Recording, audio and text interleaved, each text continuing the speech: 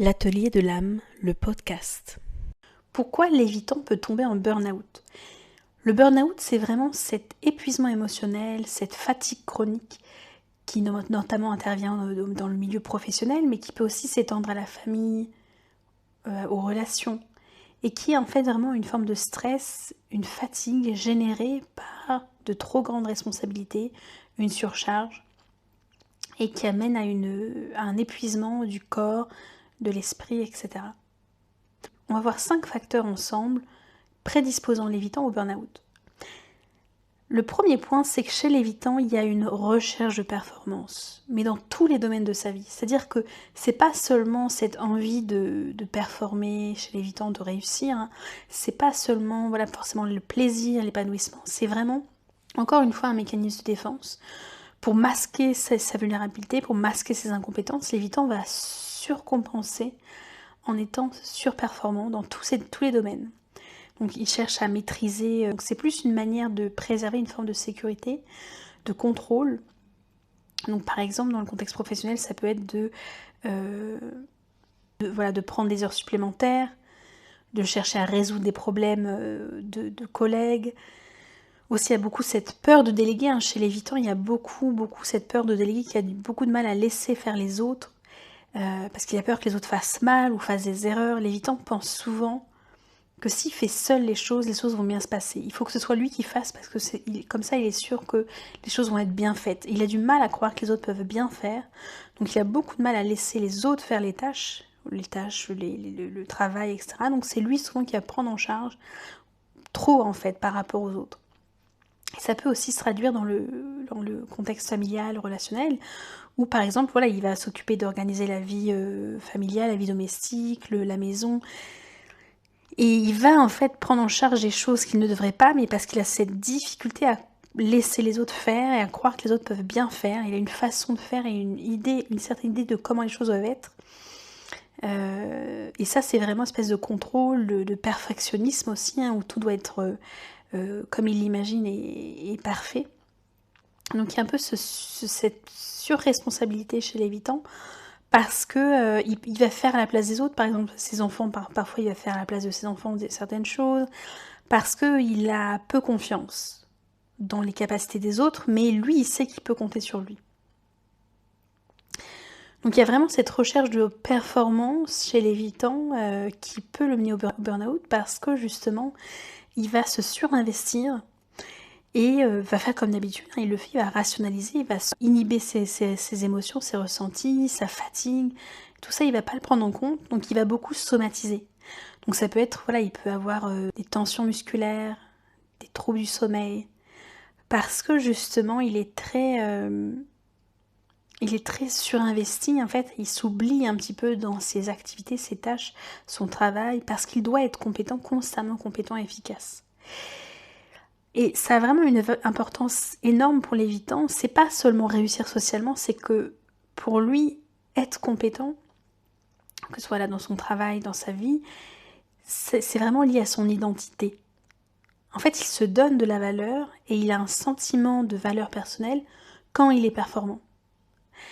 Parce que très souvent, enfant, l'évitant a eu des parents souvent exigeants, où l'amour était conditionnel, et notamment des parents qui attendaient parfois de la réussite scolaire, un enfant qui réussit, etc. Donc il a vraiment associé l'amour, ou en tout cas sa valeur, à ce qu'il fait plutôt qu'à ce qu'il est. Donc c'est vraiment ses compétences déterminent qui il est. Donc s'il est incompétent, ou s'il est vu comme incompétent, il remet vraiment en question qui il est, sa valeur, etc. Donc il attache beaucoup d'importance à ses réussites et à ce qui fonctionne pour lui. C'est une façon, en fait, cette efficacité, etc., c'est une façon pour lui, c'est un moyen, en fait, de légitimer sa valeur. Et de se protéger aussi, bien sûr, contre la vulnérabilité, contre le fait d'être faible. Il cherche à être infaillible, irréprochable, et c'est très dur d'être infaillible, irréprochable, puisqu'on ne se laisse pas le droit à l'erreur, et l'évitant se laisse très peu le droit à l'erreur. Donc c'est une stratégie défensive, mais qui est aussi de la performance, mais qui est aussi confortée en fait par l'entourage, parce que très souvent l'évitant que ce soit au travail, etc. Il va peut-être obtenir des promotions, obtenir des gratifications, obtenir les choses qui vont faire qu'il se sent validé en fait dans cette stratégie défensive qui est de se surinvestir. Il va vraiment être validé, valorisé. Et souvent, on va lui dire, on va le féliciter pour ses compétences, mais du coup, ça conforte son idée que il doit être tout le temps compétent, et qu'il n'a pas droit à l'erreur. Ça va conforter, en fait, donc c'est un cercle vicieux un petit peu où c'est un mécanisme qui le protège, en même temps, ça l'enferme dans cette constance sur investissement où il doit toujours faire mieux, bien plus. Et en même temps, ça le protège contre cette vulnérabilité dont il a peur, et en même temps, c'est ce qui va l'amener à être vulnérable, puisque c'est ce qui l'amène à une forme de burn-out, où il s'oublie, il ne se prend pas en compte, et où ça va arriver de manière très brutale, puisque justement, il n'est pas dans l'écoute de soi. Ça, c'est très important. Et c'est le deuxième point, c'est notamment la dissociation corps-esprit. L'évitant peut tomber en burn-out parce que justement il y a cette difficulté à sentir, à comprendre ce qui se passe dans le corps. L'évitant a été montré comme quelqu'un qui a une faible conscience interoceptive. La conscience interoceptive, c'est vraiment cette capacité à comprendre, à percevoir, à interpréter les messages, les signaux du corps, ce que dit le corps. Donc ça peut être tout ce qui est la fatigue, les tensions, les douleurs, les troubles du sommeil, tout ça va être vraiment minimisé, vont être interprétés comme secondaires par l'évitant, et pas du tout comme des signaux d'alerte, comme des alarmes du corps. L'évitant ne va pas du tout être à l'écoute. À la fois, il n'est pas à l'écoute parce qu'il n'a pas conscience, souvent, de ne pas être à l'écoute, c'est-à-dire qu'il est vraiment très dissocié. Mais aussi parfois parce que il veut vraiment pas prendre en compte. Pour lui, c'est pas important en fait. Tout ça n'a pas d'importance. Et ses ressentis ne sont pas importants. Voilà, tout est rationalisé, nié, évité. Le stress va s'accumuler dans le corps, et ce qui va faire qu'il y a une activation physiologique très forte, puisque justement le corps devient le réceptacle de toutes ces tensions. Et c'est finalement le corps qui va imposer un arrêt forcé, puisque l'évitant continue à fonctionner malgré à accomplir les tâches, malgré l'épuisement en fait qu'il peut ressentir. Et auquel il ne fait pas attention, auquel il n'a pas accès, puisqu'il n'est pas vraiment dans son corps, il n'est pas assez connecté à lui. C'est pour ça que le burn-out chez l'évitant peut être vraiment très brutal, parce que ça va être imposé en fait. Il s'autorise jamais une pause, il s'autorise jamais à se poser, à se reposer. Ce serait vraiment un aveu de faiblesse en fait pour l'évitant de se reposer, d'arrêter à un moment donné. Et ce serait une forme de perte de contrôle aussi, de honte, d'échec personnel, de devoir arrêter de travailler ou de devoir arrêter quelque chose. Ça remet beaucoup en question tout son fonctionnement en fait. C'est pour ça que c'est très dur pour l'évitant de se poser, de se faire une pause s'il en a besoin. Donc l'évitant, quand ça va pas, en fait, il va se dissocier encore plus. Donc il va vraiment inhiber ses ressentis, ses émotions.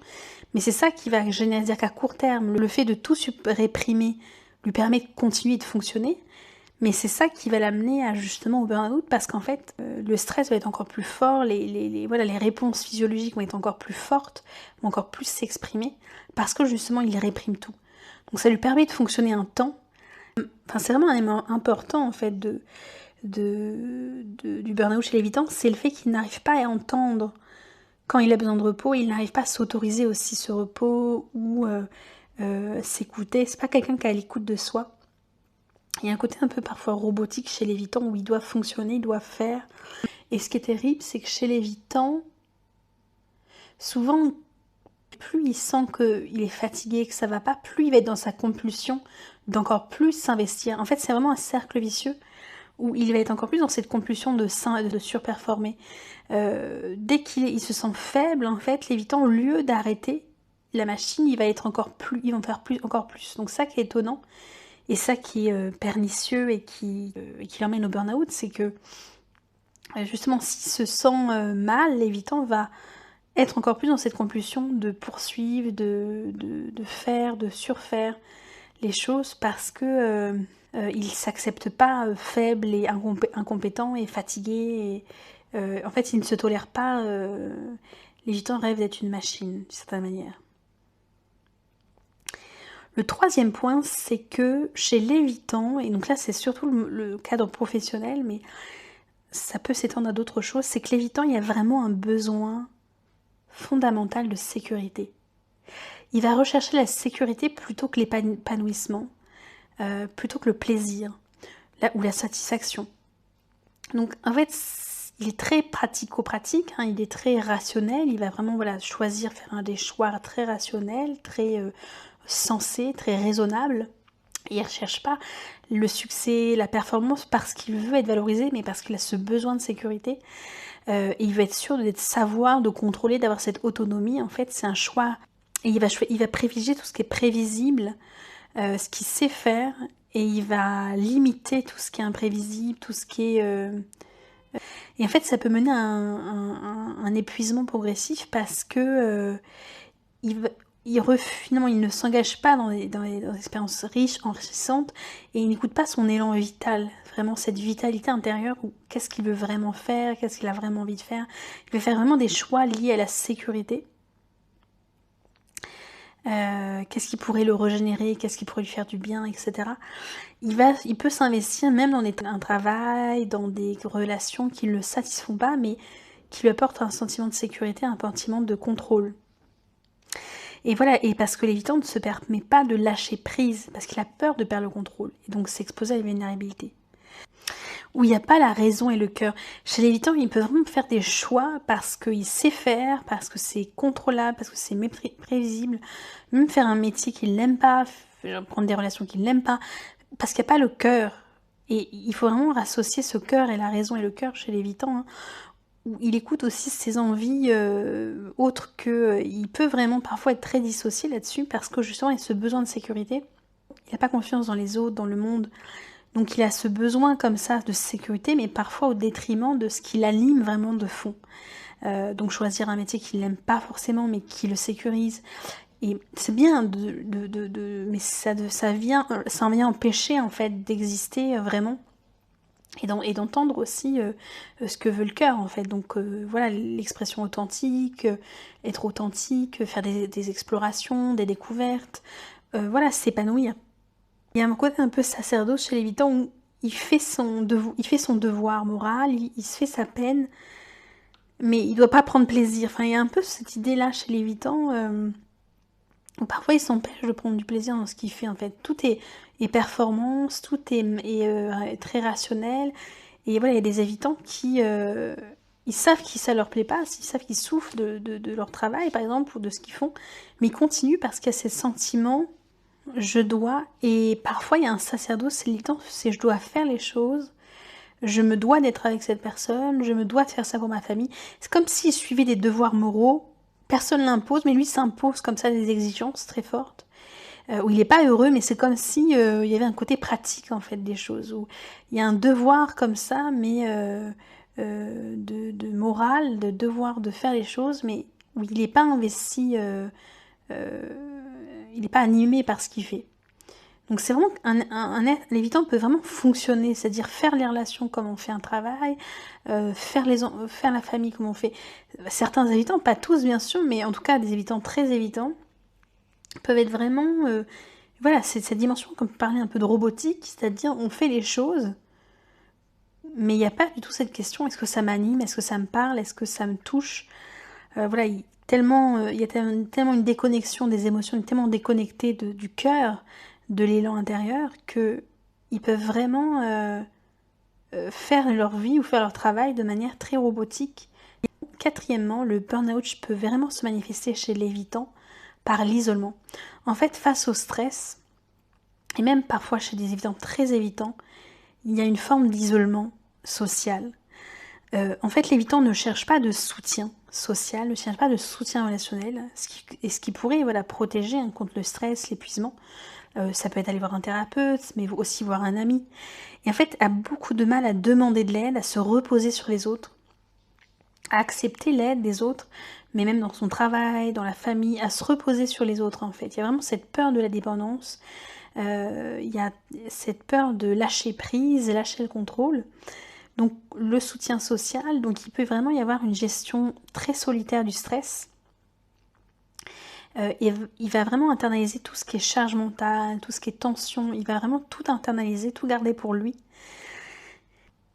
Donc, parce qu'en fait, chez l'évitant, il peut vraiment maintenir une vie sociale, professionnelle, active, où il participe à des interactions sociales, il remplit ses responsabilités, voilà, il donne l'apparence d'une forme de normalité, mais il se sent isolé émotionnellement, c'est-à-dire qu'il est absent à lui-même, mais il y a une absence de partage authentique en fait de son vécu, de ses émotions, de ses difficultés. Il est vraiment isolé, il y a une absence de contact réel en fait, il y a vraiment une distance avec n'importe qui, il crée une distance affective. Il ne dévoile pas qui il est vraiment, il ne dévoile pas son intériorité, ses peurs, ses stress.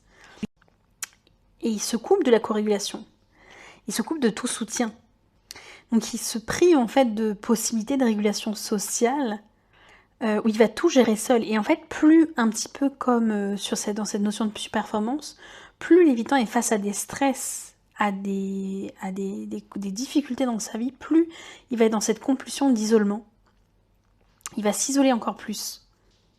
Et ce qui crée un terrain propice au burn-out. Et donc c'est à la fois, il va demander de l'aide, mais en même temps, il va pas souvent entendre quand on lui dit, même si quelqu'un lui fait un retour, que quelqu'un voit qu'il dépasse ses limites, qu'il est épuisé, il va pas entendre en fait les conseils qu'on lui donne. Parce que l'évitant, c'est vraiment, je ne peux compter que sur moi-même. Et c'est vraiment tellement fort chez lui qu'il a beaucoup de mal à sortir de ce fonctionnement. Et ça l'enferme en fait. Et surtout que chez l'évitant, quand survient le burn-out, c'est terrible parce que comme c'est un sentiment d'échec, de honte, il va être encore plus, ce sentiment de honte, de ne pas réussir, il va encore plus s'isoler, se renfermer. Un 5e facteur du burn-out chez l'évitant, c'est vraiment une intolérance à l'incertitude et aux imprévus. L'évitant a vraiment appris, en fait, a vraiment développé très tôt une rigidité. C'est pour ça que ça le pousse à planifier de manière excessive, à contrôler minutieusement chaque détail dans la sphère professionnelle, personnelle, relationnelle, et ce qui va augmenter sa charge mentale. Et il y a peu de flexibilité en fait. Et donc chaque perturbation externe, chaque nouveauté peut générer du stress, parce qu'il y a une peur de l'inattendu, il ne sait pas ce qui va arriver, et il est dans un état d'alerte, parce que les petites variations, les conflits, tout ce qui est pas harmonieux dans le travail, les relations, la vie quotidienne, ça peut vraiment provoquer une surcharge mentale pour l'évitant. C'est pour ça que souvent l'évitant va être dans un travail, avec des routines, des choses qui sont prévisibles parce qu'il a beaucoup de mal et il ne sait pas s'adapter. Il y a une forme de rigidité dans sa façon de gérer l'environnement, parce que tout doit être anticipé, contrôlé, structuré, pour réduire en fait les angoisses. Conclusion, on a vu 5 facteurs principaux qui peuvent mener l'évitant au burn-out, parfois, pas chez tous les évitants, mais très fréquemment. Premièrement, c'est cette recherche de performance, c'est le fait que l'évitant se laisse peu le droit à l'erreur, veut réussir dans tous les domaines de sa vie, se laisse très peu de place à l'échec et est très exigeant avec lui et avec les autres, et cherche la performance. Le deuxième point, c'est que l'évitant, il y a vraiment une dissociation corps-esprit, il a beaucoup de mal à comprendre les signaux, les messages du corps, quand il est fatigué, quand il y a des tensions, il a du mal à s'écouter, à entendre en fait que il est à bout, il est épuisé, ou alors que, etc. Il s'écoute pas en fait, il s'autorise pas à écouter parce que pour lui c'est secondaire, donc le corps pour lui est secondaire. Donc tous les signes avant-coureurs de burn-out, il les ignore. Et ce qui aggrave la situation. Le troisième point, c'est le fait qu'il y a un besoin de sécurité fondamentale, de fond chez l'évitant, où il a du mal à aller vers ce qui l'épanouit ou à prendre plaisir. Quand il le fait, c'est vraiment fort. Il y a des évitants qui arrivent à aller vers des choses qui les épanouissent, mais il y en a beaucoup à cause de ce besoin de sécurité matérielle, financière, etc. Ils peuvent aller vers des métiers ou des activités parfois qui sont rassurantes, où ils sont compétents, ils sont rassurés, ils savent faire, mais ils ne sont pas vraiment animés par ce qu'ils font. Le quatrième point, c'est l'isolement. L'évitant, quand il est face à des situations de stress, fort stress, des crises dans sa vie, des difficultés, il va être encore plus dans sa compulsion de tout gérer par lui-même. Donc il va encore plus s'isoler, se fermer des relations, ou en tout cas ne pas dire aux autres, donc même s'il continue à entretenir des relations, il va pas dire aux autres ses difficultés. Souvent il va taire ses problèmes, ses difficultés, donc il se coupe de la co-régulation qui pourrait l'aider justement à dépasser ses problèmes, hein, avec un ami, avec un thérapeute, avec d'autres personnes, compter sur les autres, puisqu'il ne s'autorise pas à compter sur les autres. Le 5e point, c'est vraiment cette intolérance à l'incertitude. L'évitant, il a vraiment du mal avec ce qui est imprévisible, ce qui n'est pas prévu. Donc c'est pour ça qu'il y a certains évitants, pas tous, mais certains qui sont par exemple des routines très définies. Ils savent qu'à 8h ils ont sport, ils savent qu'à 20h ils ont... voilà, ils ont des routines très précises et ils savent vraiment ce qui va se passer dans leur semaine. Ils aiment anticiper. Donc il y en a qui sont vraiment très organisés parce qu'ils ont du mal avec ce qui est imprévisible, l'imprévisibilité. Donc quelques conseils que je pourrais donner à un évitant qui est voilà, dans un épuisement, c'est s'écouter davantage, s'écouter ce corps, de comprendre que les messages de corps sont aussi importants que ceux de l'esprit, que c'est vraiment important en fait de prendre en compte et de se reposer. Il y a un droit à se reposer, voilà, il faut une tolérance à l'imperfection. On peut se reposer, il faut voilà, accepter que parfois on ne peut pas tout gérer, on n'est pas des machines, c'est normal d'avoir besoin de temps de pause, de temps de repos. C'est extrêmement important, le corps en a besoin et tout le corps, l'esprit, on en a besoin. Un autre conseil, c'est vraiment de savoir que quand en cas de crise, en cas de gros stress, qu'il y a cette compulsion à s'isoler, que c'est important de garder, de s'ouvrir, d'être vulnérable, de garder des liens ou d'entretenir des liens, même avec un thérapeute, où on peut s'ouvrir, on peut dire des choses difficiles, on peut dire des choses vulnérables, et de savoir qu'il y a cette tendance, et que c'est important de garder des liens, parce que c'est ça qui va permettre notamment de... voilà, on résout pas les choses seul, c'est important de demander de l'aide, même si c'est pas facile pour l'évitant. Un autre conseil, c'est de risquer des choses. C'est-à-dire qu'il y a ce besoin de sécurité, mais pour se sentir vivant, pour ne pas être... Parce que des fois, l'évitant se sent vide, se sent déconnecté, parce qu'il est déconnecté de lui, mais aussi de ses élans, de ses envies profondes, parce qu'il y a ce besoin de sécurité, voilà, parfois de se marier par sécurité, de trouver un travail par sécurité. Et c'est normal de chercher la sécurité, mais de se reconnecter à ses élans, à ses envies, à ses besoins profonds, et d'écouter aussi cette petite flamme de folie qui est voilà, des projets un peu qu'il a envie de faire, etc. D'explorer sans s'insécuriser, hein, sans se mettre dans des situations où on n'a plus de travail, où on n'a plus de ressources financières, etc. Bien sûr, pas se mettre dans des situations dangereuses, mais de tenter l'aventure de la vie. La vie, c'est aussi prendre des risques et voilà, de tenter des activités, des choses qui pourraient être qui réveiller la flamme, en fait, le feu intérieur.